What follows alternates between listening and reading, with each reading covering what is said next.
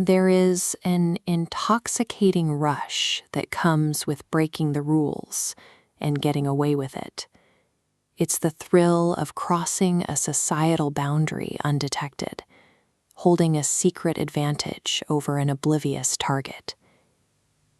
For the people who make a habit of this, that rush often hardens into a profound sense of superiority. They convince themselves they are untouchable, operating on a level above the people they prey upon. But that power dynamic is highly fragile. When a predator confidently steps into what they think is an easy scenario, they occasionally find that the roles have already been violently reversed. Their greatest vulnerability is their own hubris. Because they are so certain they are the ones in control, they become completely blind to the existence of much darker, more capable threats lurking right in front of them. We can see this play out across 4 specific profiles of illicit control. Look at this matrix. We have the physical grifter, the digital stalker, the psychological home invader, and the voyeuristic exploiter. Each operates in their own designated lane.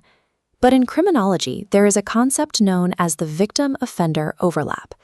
When the boundaries collapse into this shared central zone, it shows that people who step outside the law to victimize others inevitably place themselves in environments where they are statistically highly likely to become victims themselves. The shared fatal flaw among all 4 of these subjects is extreme arrogance. They assume, without question, that they are the absolute apex predator within their chosen environment. By actively seeking out vulnerable targets and unsecured locations, they mathematically increase their odds of crossing paths with entities that use those exact same vulnerabilities as bait. Consider the physical grifter. He developed a highly methodical strategy, driving to remote towns and exclusively targeting the physically frail. He'd fake a roadside emergency, talk his way into isolated homes, and rob the elderly occupants. He thought he had the formula perfected. But one night, after knocking on the door of an incredibly remote house, an old woman welcomed him inside with a disturbing lack of fear or urgency. He quickly realized why she wasn't afraid. Waiting inside was her massive, heavily armed son carrying a hunting rifle, and the house itself was thick with the unexplainable, overwhelming smell of physical rot. In a panic, he sprinted for his car, only to find all 4 tires slashed. He bolted blindly into the darkness of the dense woods, desperately hiding behind trees as heavy footsteps and a swinging rifle hunted him. He survived by rolling his car out of the area on flat rims. His entire strategy relied on the physical weakness of others, leaving him completely defenseless the moment he was confronted by an overpowering, unhesitating physical threat. Moving to the psychological, we find a man who styled himself as a reverse thief. He broke into empty homes, not to steal, but to secretly leave mundane objects behind.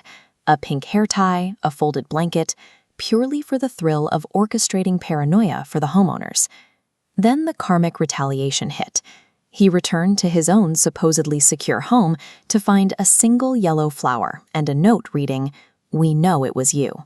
The next day brought a dead bird and the message, "We're coming for you," followed by the muffled sound of intruders whispering in his own basement. This mirrors the experience of the digital stalker. He tracked a college classmate online, pinpointed her address, and regularly parked outside her house in the dark to watch her windows, invading her sense of safety. His crime's reflection was immediate and violent. Unseen figures began circling his own home at night, throwing their aggressive weight against his frosted glass and demanding entry in the pitch black while he hid terrified in his room. People who inflict psychological distress operate under the assumption that their minds and homes are secure. When those perceived safe spaces are inexplicably and effortlessly breached, their entire psychological framework shatters. The escalation reaches its peak when predators push into the unexplainable.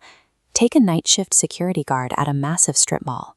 By mapping the overlapping cones of camera vision on this floor plan, he documented every dark corner to commit petty theft. He thought he was exploiting empty space, But those dark corners began to fill with laughter, and a shadowy figure manifested inside the blind spots. The psychological break happened late into a shift.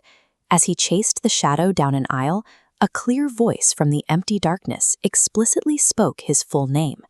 He ran back to the security office, desperate to catch the intruders on tape.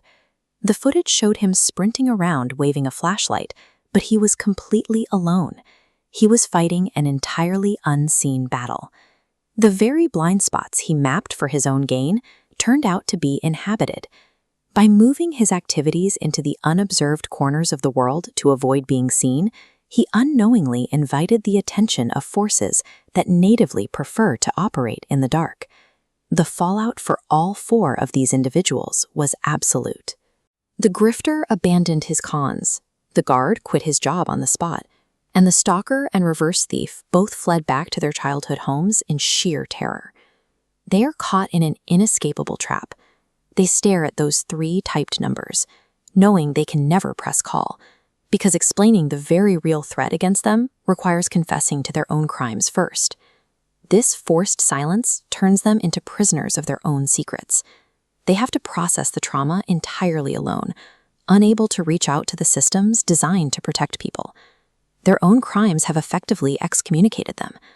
They are now forced to face these threats without the armor of the law, making them the most vulnerable people on the map.